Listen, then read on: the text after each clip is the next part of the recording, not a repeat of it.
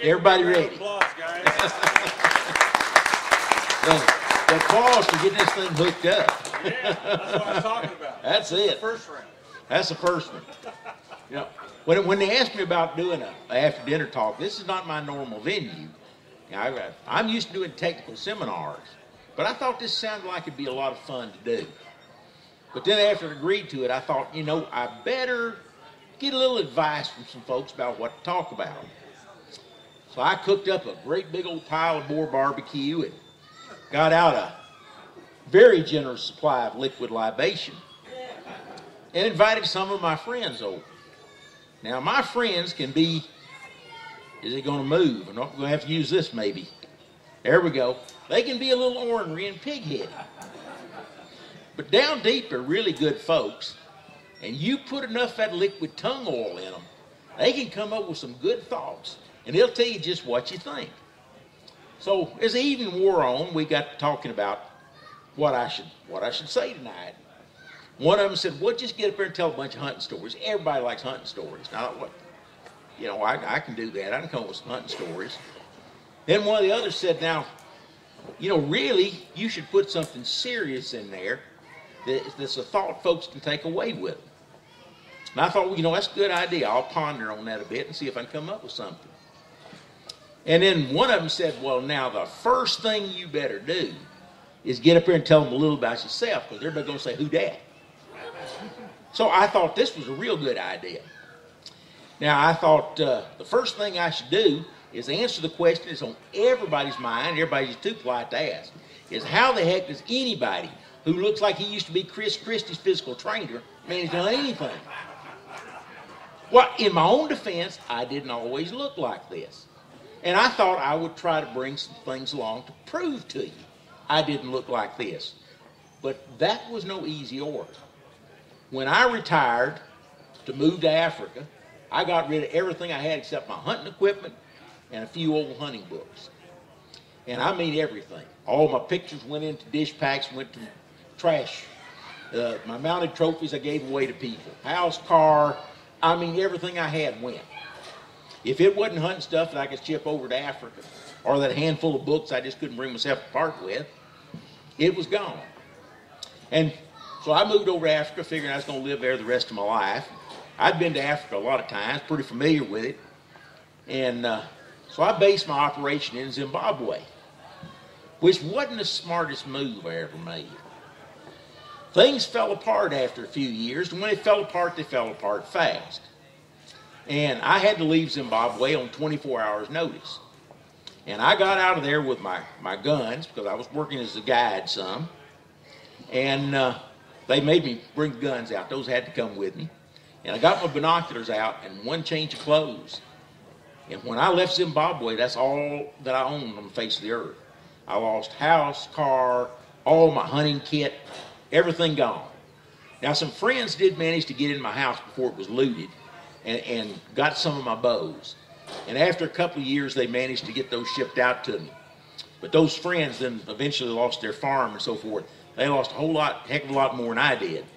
But the Lord works in mysterious ways. If it hadn't been for that, I would never got down to Australia, New Zealand, and done the stuff that I did down there. But anyhow, I did manage to come up with a few old photographs, some I borrowed from people, and there was a couple of photographs I had kept because they had special meaning.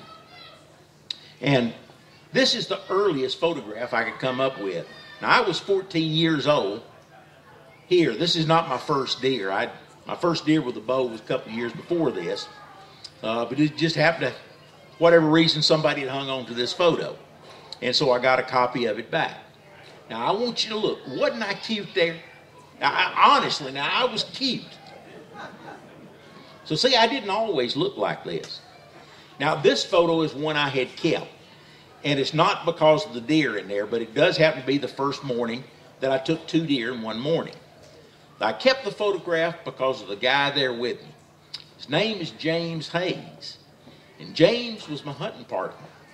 You see, James is a good bit older than me. Now, we became hunting partners because we were the only 2 people in the county that hunted with a bow and arrow. Back in those days, things were a lot different. You know, we could shoot a bullfrog and get our picture on the front page of the paper.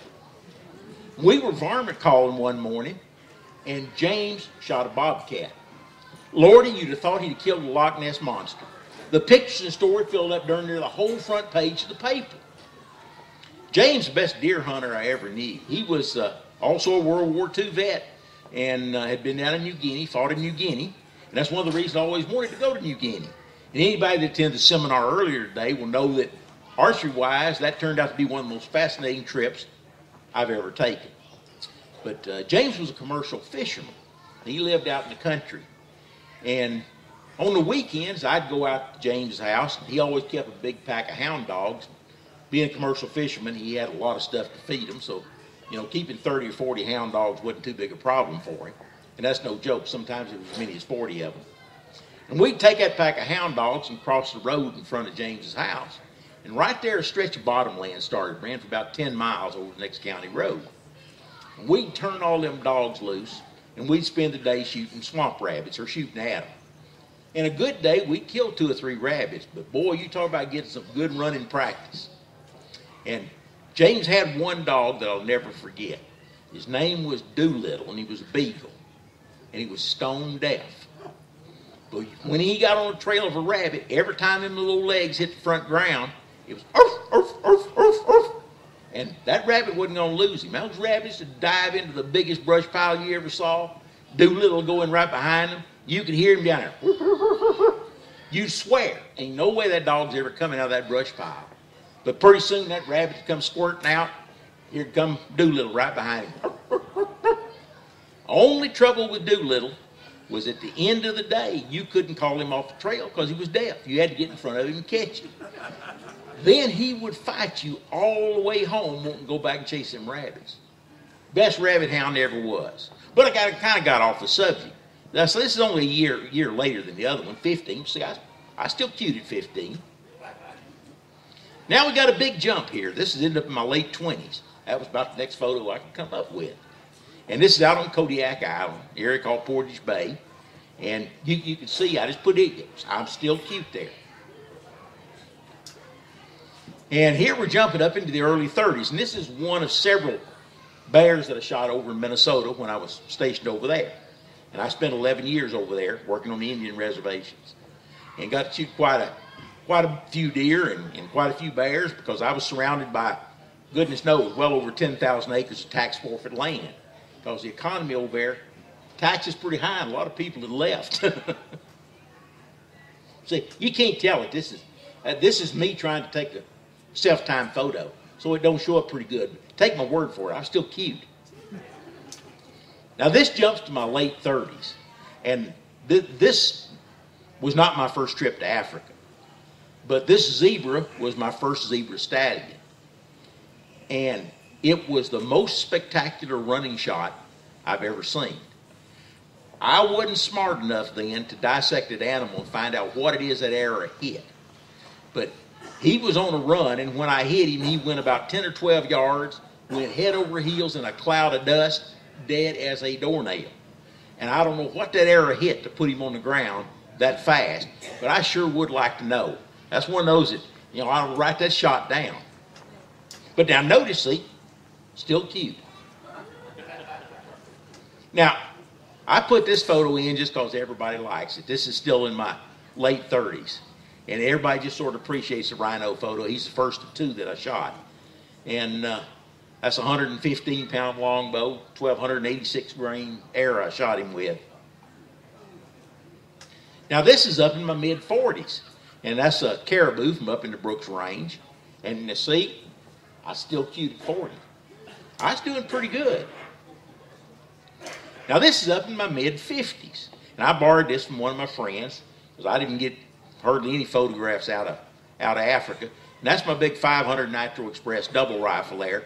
And when we were guiding people for things that might scratch them up a little bit or make them dust, I always carried that along, and it made people feel real good to see them great old big cartridges. Because they looked at it and figured, man, that'll stop anything. And they failed to look at, I got to hit him first. But, you know, the rifle just made them feel better. And on top of that, I'd take my rifles down to start a hunting season, and with all of my trackers, and I'd have the witch doctor bless them. And that's all it took. They'd stand right there. They knew the witch doctor had said this rifle was going to stop that animal. So you never had trouble with the tracker running away when you got charged for something. Power of suggestion. Now my hands cover up my face there in the rifle. But you got to take my word again. I was real cute there. Now this is up in my 60s. And that's the last buffalo that I took before I had my back injury. And I got face paint on, and I actually got some war feathers. You can't see them there, but they're hanging down the side of my face. And all that face paint and stuff, you can't tell there, but believe me, I was really cute up till I had my back injury. Now I put in about 3 photographs here that I thought people might just find interesting. Things that I came across that people had and so forth. This is probably the only time in modern bow hunting history that there was a bow hunt from elephant back.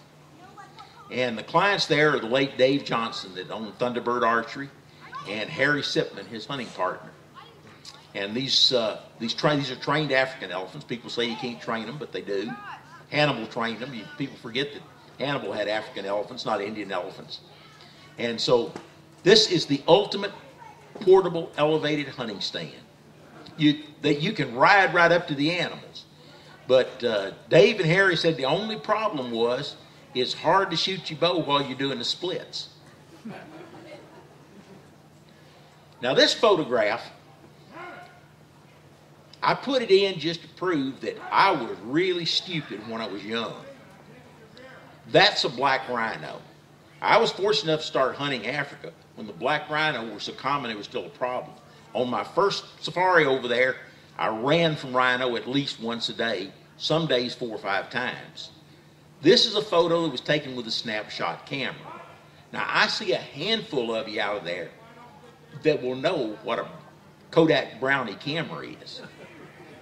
There ain't no zoom lens.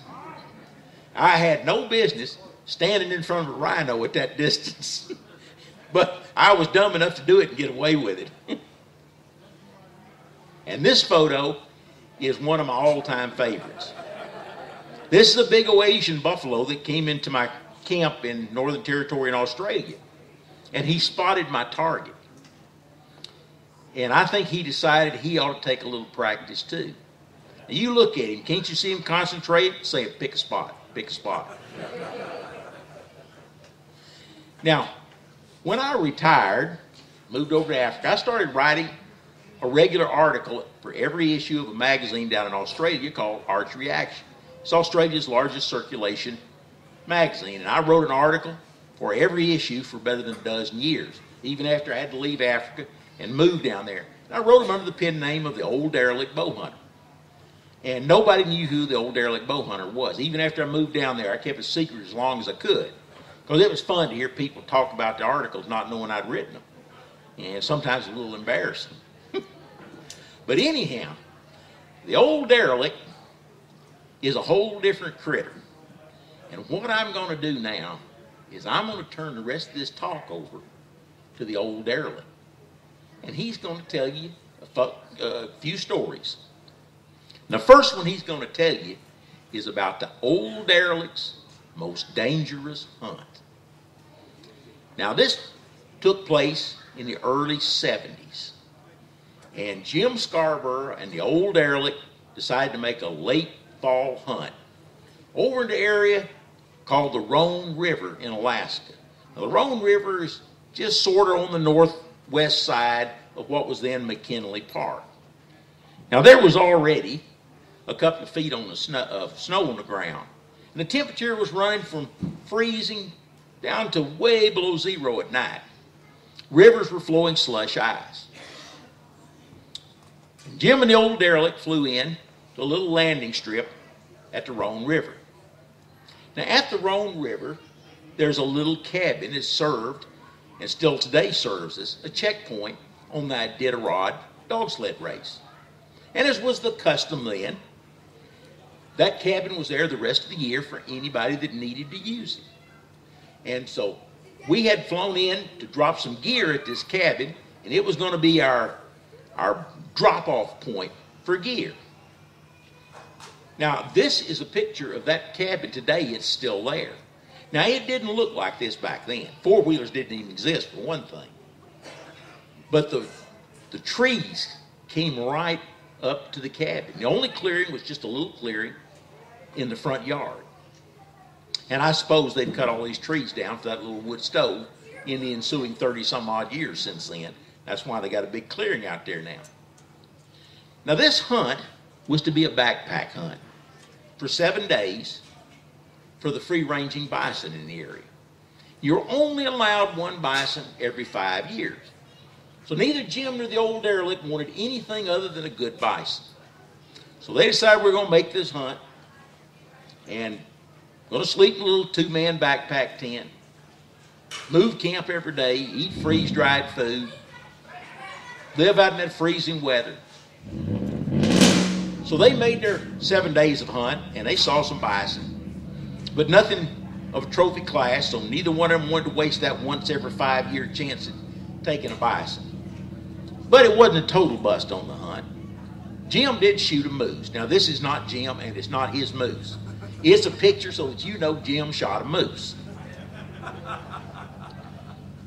Now, the old derelict did take a little black bear on this hunt. And this is a mounted trophy of that black bear. Got a perfect white V on his chest. That was his undoing. The only reason he got shot was just because of that pretty white V on there. So they made their 7-day hunt. And the danger on this hunt didn't come from the bison. And it didn't come from the moose. And it didn't come from the black bear. At the end of their 7 days of appointed backpack hunting, Jim and the old derelict returned to the cabin at Rome River. Here they had to remain until the plane came back. Because whenever the plane showed up, they had to be ready to go. So they couldn't leave the immediate vicinity of the cabin. Now, unbeknownst to them, on the other side of the mountains, the weather had turned a little bad. And that 7 days stretched on for 18 days. Now, it was probably from sheer boredom that the old derelict found himself reading the label of every can, bottle, and package in the cabin, because there just wasn't nothing else to do. And he was reading the back of a package of pinto beans. And there he found it. The recipe for Montezuma beans. You can see where it's going already, can't you? Now, the old derelict truly loves to cook, and he brought a lot of spices that they had dropped at the cabin, for he had visions of these massive racks of bison ribs roasting beside a long open fire. So he got to looking at the recipe and looking at what he had and decided he could make this. But he would have to make a substitution or two. Didn't have any molasses, but he had some dark brown sugar. That'd work. No onions, but had plenty of dried onion flakes. He had no bacon and cooking oil, but he had bear fat. That would render down into cooking oil. And there was no portly pork to go in it, but there was a brawny bruin hanging out on that meat pole. Some diced bear would go real fine in there for pork. So once he decided he could make this recipe, he opened that package of pinto beans, put them in a pan, covered them with some water, let them soak overnight. Now, early the next morning, he got out his cook pot and put it on the little wood stove in the cabin. He rendered that bear fat down, diced up that bear meat and browned it, put the beans in the water in there and put the lid on it and let it start simmering. All day long, he tended this culinary delight, adding the various spices and ingredients. And as the day wore on, it got to smelling better and better and better. By mid-afternoon, the aroma was just wonderful and filled the cabin, and it drifted out through the woodlands and down the river.